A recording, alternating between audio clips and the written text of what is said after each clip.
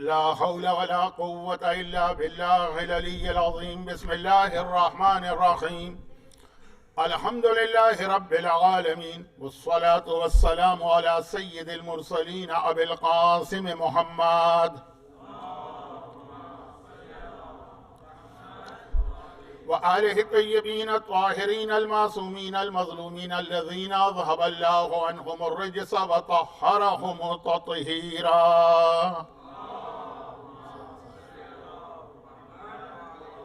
سيما على الإمام المنتظر والحجة الثاني عشر عجل اللهم له الفرج. أما بعد، فقد قال الله عز وجل في كتابه المبين: بسم الله الرحمن الرحيم.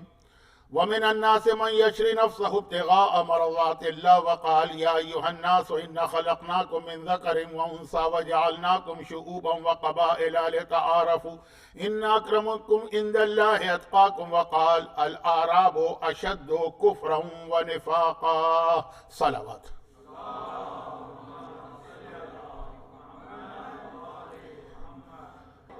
آج ہمارے 8ویں امام کی ولادت کا جشن منایا جا رہا ہے، اور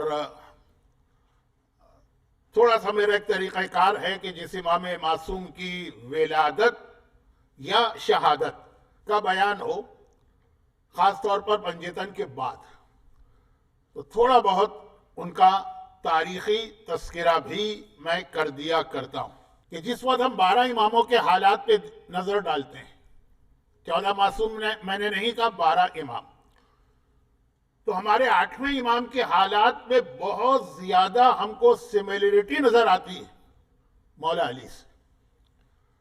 قرآن کریم کی جس آیت کی آج میں نے سب سے پہلے تلاوت کی، 3 آیتیں میں نے تلاوت کی ہیں، جو سب سے پہلی آیت تلاوت کی ہے وہ مشہور ترین آیت، یعنی صاحبان ایمان کے بیچ میں: وَمِنَ النَّاسِ مَنْ يَشْرِي نَفْسَهُ ابْتِغَاءَ مَرْضَاتِ اللَّهِ۔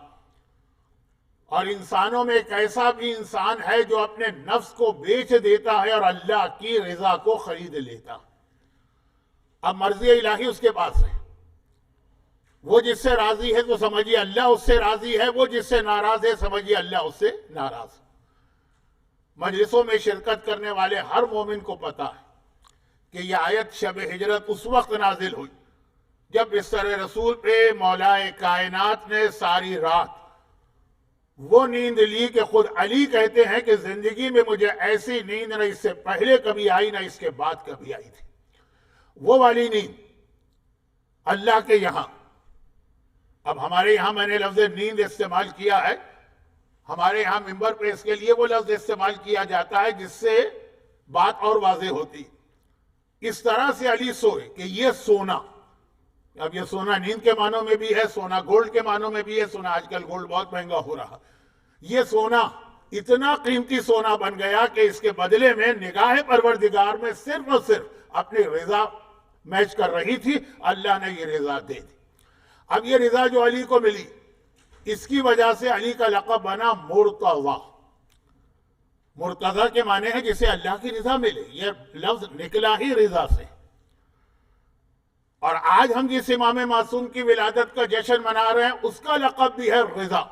مرتضی اور رضا دونوں سیم لقب ہے، ایک ہی دونوں کا مطلب ہے، دونوں کا جو روٹ ہے را، واد، الف یا حمزہ وہ ایک ہی ہے، لیکن بہت ہی سرسری اگر ہم کچھ اور بھی سیملیرٹیز ڈھونڈیں مولا علی اور 8ویں امام کی زندگی میں تو 6-7 چیزیں تو فوراً ذہن میں آتی ہیں۔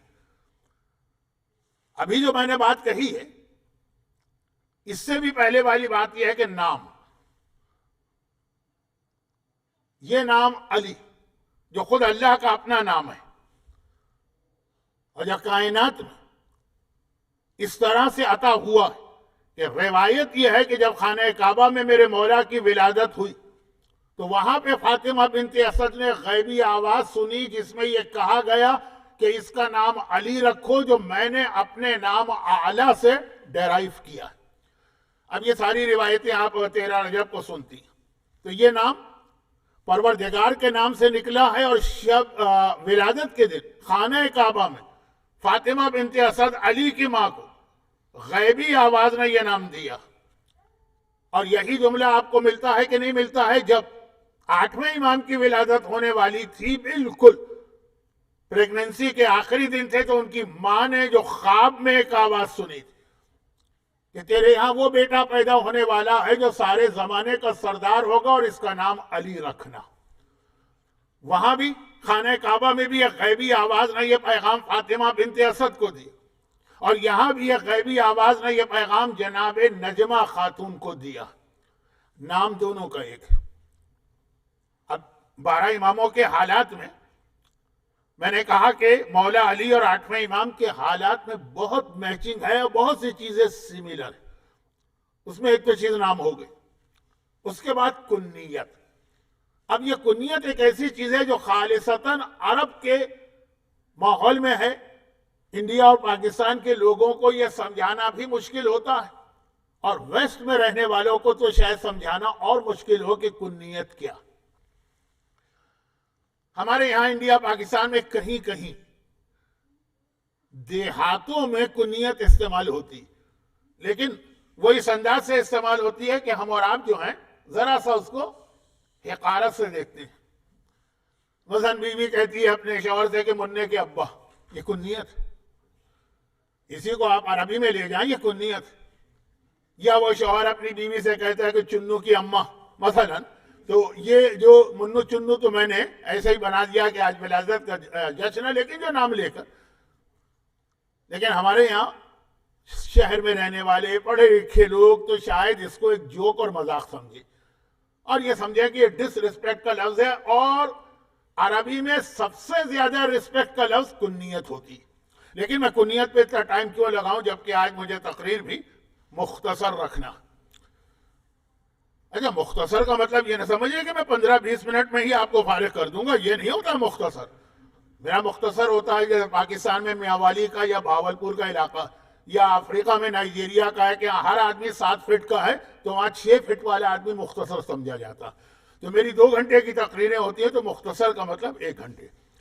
कुन्नियत, मौला कायनात की कुन्नियत क्या। और फिर मैं बता दूं कि अरब में जब आप किसी को इज्जत देंगे तो कुन्नियत से उसको मुखातब करेंगे, नाम से नहीं। मौला की कुन्नियत है अबुल हसन। चुनांचे आपको तारीखी वाकयात में हर जगह अबुल हसन मिलेगा। हमारे यहां पढ़ दिया जाता है तर्जुमे की वजह से कि पहले खलीफा ने कहा, आए अली आपने क्या फैसला कर दिया। किताब में आए अली नहीं लिखा होगा, किताब में होगा आए अबुल हसन आपने क्या फैसला किया। इसी तरीके से छठे इमाम की कुनियत अबू अब्दुल्ला। लेकिन अबुल हसन या मौला अली की कुनियत है या 8वें इमाम की।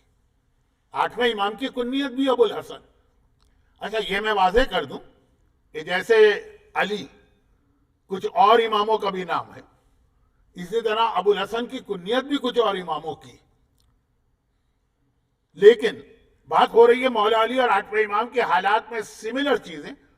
तो ये 2 चीजें तो ऐसी हैं कि 10वें इमाम का नाम भी अली, कुनियत अबुल हसन है मसलन।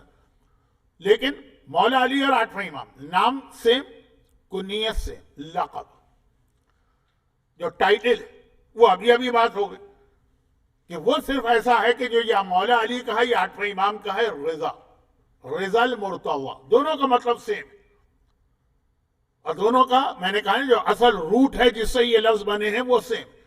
तो या मौला अली का लक़ब मुर्तजा है या 8वें इमाम का लक़ब रिजा।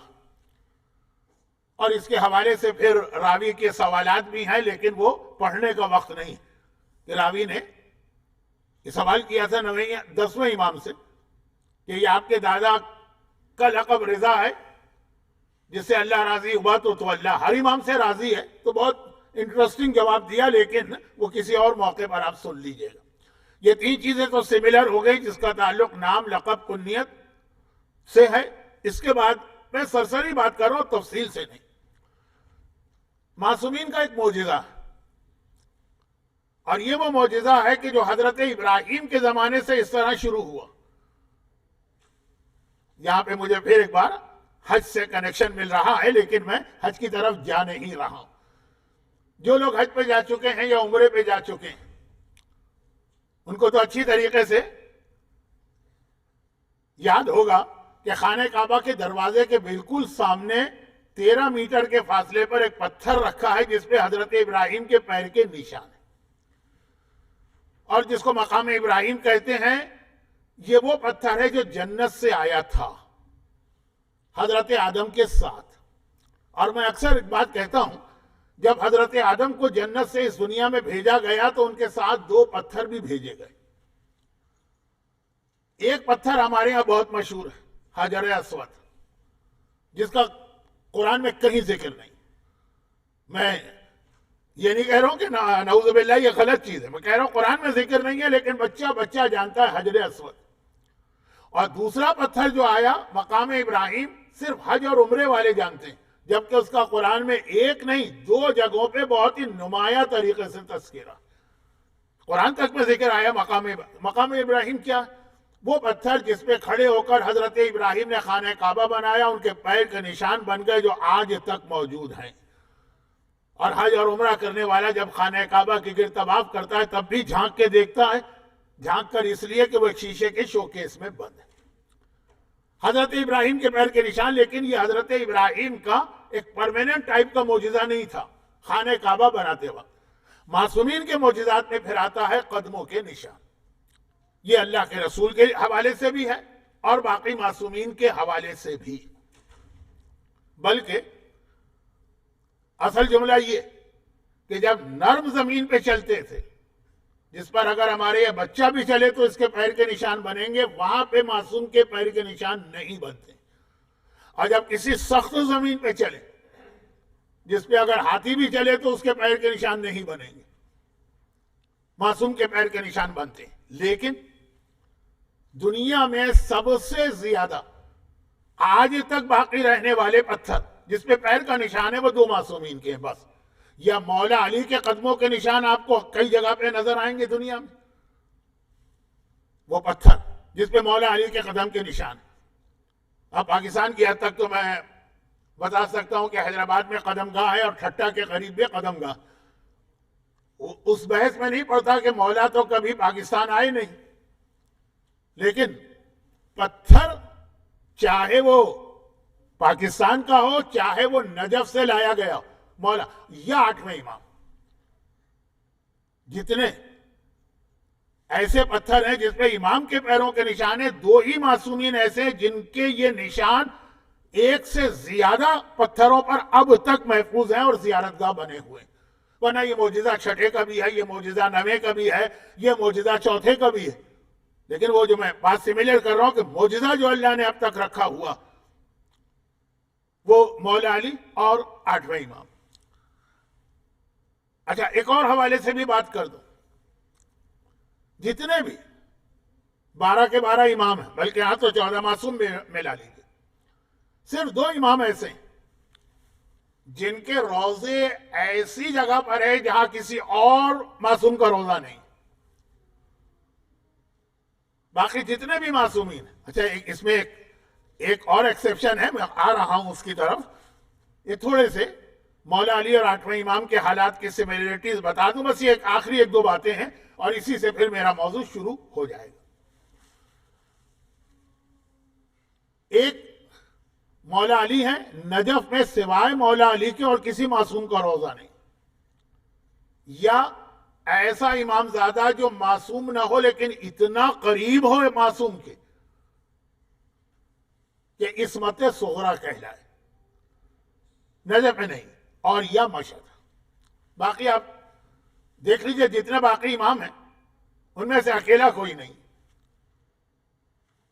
دوسرے سے لے کے آپ جائیے 6 تک تو سب جنت البقیع میں، رسول خدا بھی وہیں پر ہیں اور شہزادی فاطمہ بھی جنت البقیع نہیں مدینے میں، 7ویں 9ویں ایک ساتھ ہیں، 10ویں 11ویں ایک ساتھ۔ ہاں، ایک آقا حسین بھی وہ ہیں، لیکن وہاں پہ جناب عباس کا روزہ بھی اتنا واضح اور نمایاں کہ شاید زیارت کے درمیان آپ کو یہ مسئلے کا سامنا کرنا پڑتا ہو کہ دونوں روزوں اور دونوں حرم میں جانا، اور مخصوصی کے موقع میں دونوں میں اتنا مجمع ہوتا ہے کہ قدم رکھنا مشکل ہوتا ہے، اور ایک بار گئے تو باہر نکلنے کا دل نہ چاہے۔ وہاں پہ ٹائم کو مینیج کرنا بہت مشکل ہوتا ہے 2 روزوں کی وجہ سے۔ ٹھیک ہے، جناب عباس 14 معصومین میں نہیں ہے، لیکن زینب کبریٰ کی طرح سے اور معصومہ قم کی طرح سے جناب عباس بھی ان میں ہیں جو عصمت صغریٰ کے مالک. صرف مشہد وہ شہر ہے جہاں پوری توجہ صرف ایک روزے پر, اور نجف وہ شہر ہے جہاں پوری توجہ ایک روزے پر. اور یہ دونوں مشکل کشا بھی کہلاتے ہیں, لیکن اب اس سے زیادہ آپ کا وقت نہیں لینا چاہتا. آخری ایک بات اور بتا دوں, یہ ذرا تاریخی باتیں ہیں تو اس وقت اسی کو کافی سمجھ کے اسی پہ یہ والا تقریر کا پہلا حصہ مکمل کروں گا. آخری ایک بات اور بڑی انٹرسٹنگ سی ہے, اور وہ یہ ہے کہ صرف 2 معصوم ایسے ہیں.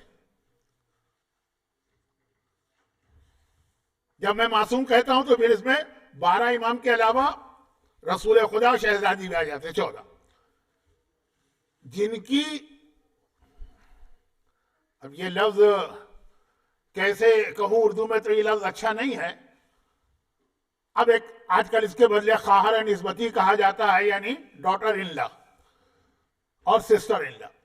یہ 2 معصوم ایسے ہیں کہ جن کی جو سالیاں ہیں وہی ان کی بہو بھی ہے. یعنی صرف 2 معصوم آپ کو ایسے ملیں گے پورے 14 معصومین میں کہ جن کی شادیاں جن سے ہوئی, انہی کی بہن سے, بیٹی نہیں, جن سے شادی ہوئی نا انہی کی بہن سے ان کے بیٹے کی شادی ہوئی.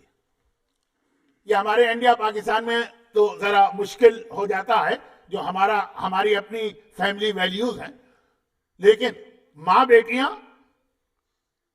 جٹھانی اور دیورانی بھی ہوتی ہیں.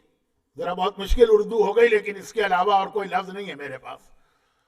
یا یہ کہ باپ اور بیٹے ایک دوسرے کے ہمزلف بھی ہو گئے, ساڑھو, پتہ نہیں گجراتی میں کیا کہتے ہیں, کہ لفظ سنا تو بہت زیادہ ہے میں نے گجراتی میں بھی. آج چونکہ گجرات کے کافی مومنین بیٹھے ہیں تو ہاں ٹھیک ہے, آپ سمجھ گئے. صرف مولا علی ہیں اور 8ویں امام ہیں, اور معصومین میں آپ کو اس کی کوئی ایگزامپل نہیں ملے گی. امرؤ القیس عرب کا ایک بہت ہی مشہور آدمی ہے. اچھا, اسلام کا ایک شاعر بھی ہے, وہ الگ چیز ہے. یہ جب مدینے آیا تھا, مولا کی خدمت میں گیا تھا, کہا تھا مولا میری 3 بیٹیاں ہیں, مجھے ان کی شادی کرنا ہے, آپ کے خاندان سے بہتر کوئی خاندان نہیں ہے. عموماً یہ حضرت علی اصغر کی شہادت کی مجلس میں ہم لوگ تفصیل بتاتے ہیں. سب سے بڑی بیٹی جو تھی وہ شادی کے قابل تھی, ماہیہ. مولا کی شادی ان سے ہوئی, اور کہا جاتا ہے, ابن شہر عشوب نے لکھا ہے کہ پھر اس سے ایک بچی بھی ہوئی تھی, لیکن بہت کم سنی میں انتقال ہو گئے, ماہیہ. اور ماہیہ کی چھوٹی بہن رباب تھی, جو اس وقت بہت کم سن تھی, شاید جناب سکینہ سے بھی عمر کم ہوگی. جب وہ شادی کے قابل ہوئی تو ان سے امام حسین کی شادی ہوئی. تو مولا علی باپ ہیں, حسین بیٹے, لیکن دونوں کی شادیاں 2 سگی بہنوں سے ہوئی. ماہیہ علی کی بیوی بنی اور ماہیہ کی چھوٹی بہن رباب امام حسین کی بیوی بنی. اور ان دونوں بہنوں کو اللہ نے وہ اولادیں دی تھی جو بہت کم سنی میں دنیا سے گئیں. ایک کی طبعی موت ہوئی, ایک کو شہید کیا ہر مولا نے. اچھا, یہ تو وہ مولا علی اور امام حسین جو مجلسوں میں پڑھا جاتا. لیکن اس کے علاوہ 8ویں امام کے ساتھ بھی یہی ہے. مامون رشید عباسی کی 2 بیٹیاں تھیں, الگ الگ ماؤں سے, یعنی الگ الگ اس کی بیویوں سے. ایک کا نام ام حبیب تھا, ایک کا نام ام الفضل تھا. ام حبیب کی شادی اس نے کی تھی ہمارے 8ویں امام سے, اور پھر جب 8ویں امام کی شہادت ہو گئی تو اسی ام حبیب کی چھوٹی بہن ام الفضل کی شادی اس نے کی 9ویں امام سے. تو 8ویں اور 9ویں امام باپ بیٹے, لیکن ہمزلف بھی. اور ان کی بیویاں ایک طرح سے ساس بہو بھی ہیں, دیورانی جٹھانی بھی ہیں, بہنیں بھی. اچھا, یہ تو خالی ایک معلومات کے لیے, فار انفارمیشن پرپز, اور ہو سکتا ہے کہ اس سے بھی شادی بیاہ کے حوالے سے اسلام کے کچھ اور مسائل بھی بیان کرنے کا کبھی موقع ملے, آج نہیں. تو خلاصہ یہ ہوا کہ پورے آپ سلسلہ معصومین میں دیکھ لیجئے, رسول خدا سے لے کر زمانے کے امام تک جن کی بیویوں کا ذکر کتابوں میں ہے, امام زمانہ کی بھی کم از کم 1 یا 2 بیویوں کا ذکر ہے, تو آپ کو کہیں بھی اور کہیں یہ مثال نہیں ملے گی. اچھا, اب یہ جو ایک طرح سے میچنگ کی بات میں کر رہا ہوں, اس کے اندر اب آئیے سب سے اہم میچنگ.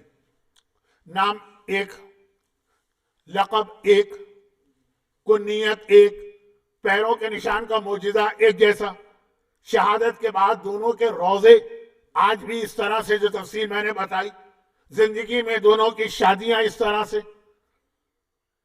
یہ زیادہ تر باتیں تھیں آپ کی معلومات اور انفارمیشن کے لیے. لیکن اب اس کے بعد جو اصل میچنگ مجھے بتا کے اپنی اصل تقریر شروع کرنا تھی, وہ میچنگ یہ تھی کہ دو ہی امام معصوم ایسے ہیں. یہاں میں نے امام کہا ہے, 14 معصومین نہیں کہا ہے.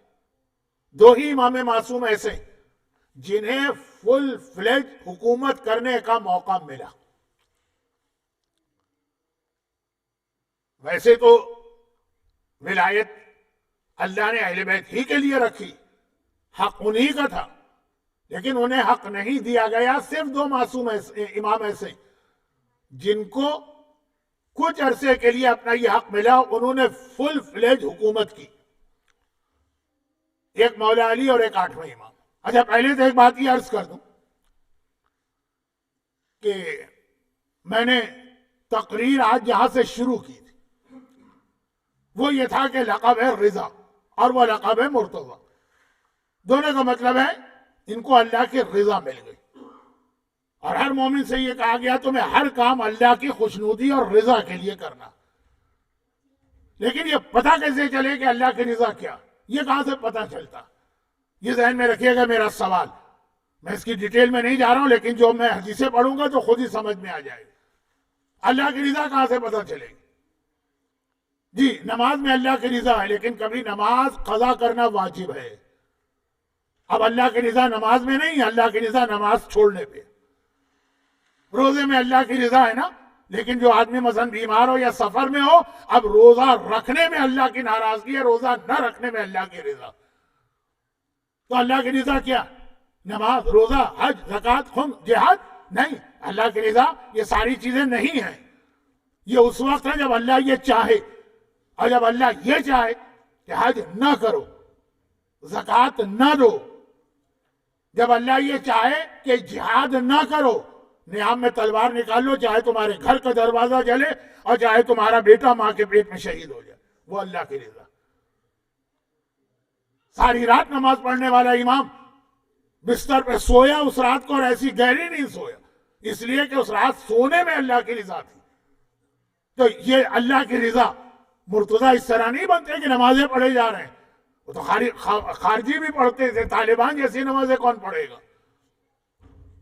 اللہ کی رضا ہے جس وقت جس ٹائم پر اللہ جو آپ سے ڈیمانڈ کر رہا ہے. یہ کہاں سے معلوم ہوتا ہے کہ اللہ کی اس وقت کیا ڈیمانڈ ہے؟ ہمارے 8ویں امام کی ولادت کی رات, اور 8واں امام اس کا نام, لقب, کنیت, دادا سے اس کے حالات کی مشابہت, امام زمانہ کے لیے تیاری, ساری چیزیں میں نے بتا دی. تو بس 2 جملے آخری, یعنی اب تقریر ختم ہو گئی. اب سلام عقیدت پیش کرنا ہے جس کو اللہ نے وسیلہ بنایا 8ویں امام کے اس دنیا میں لانے کا, اور وہ ہیں نجمہ خاتون. تو جناب نجمہ خاتون کے کئی نام ہیں جو عرب میں ایک عام طریقہ تھا. نجمہ, خیزران, سکن, اروا, تکتم, اور آخر میں طاہرہ. ان کے گھر میں یہ بچہ آیا جس نے ایک وہ جملہ کہا جس کی وجہ سے وہ امام ضامن کہلاتے ہیں, جو میری زیارت کرے گا میں ضمانت لیتا ہوں کہ اس وقت اس کے پاس آؤں گا جب منکر و نکیر سوال کریں گے, اور اس وقت اس کے پاس آؤں گا جب قیامت میں نامہ اعمال دیا جا رہا. نامہ اعمال کھول کر تفصیل بات کی چیز, پہلے ہی مرحلے پہ ڈیسیشن ہے کہ سیدھے ہاتھ میں آ رہا ہے کہ الٹے ہاتھ میں. سیدھے کا مطلب ہی ہے کہ جنت, اور میں اس وقت اس کے پاس آؤں گا جب بال سے زیادہ باریک, تلوار کی دھار سے زیادہ تیز, اور آگ سے زیادہ گرم پل پر سے گزر رہا ہو. یہی 3 تو بہت مشکل ترین مرحلے. امام نے ضمانت لی کہ میں ضامن ہوں, چنانچہ پھر وہ امام ضامن کہلائے. وہ آج اس دنیا میں آئے نجمہ خاتون کے ذریعے سے. خدا بندہ اس امام ضامن کا واسطہ جو امام نے ضمانت لی, ہمیں اس قابل بنا دے کہ ہم امام کی ضمانت میں شامل ہو سکیں. دنیا اور آخرت کے ہر مشکل مرحلے میں ہمیں اپنے 8ویں امام اور ان کے معصوم بزرگوں اور اولادوں کی شفاعت اور مدد نصیب فرما.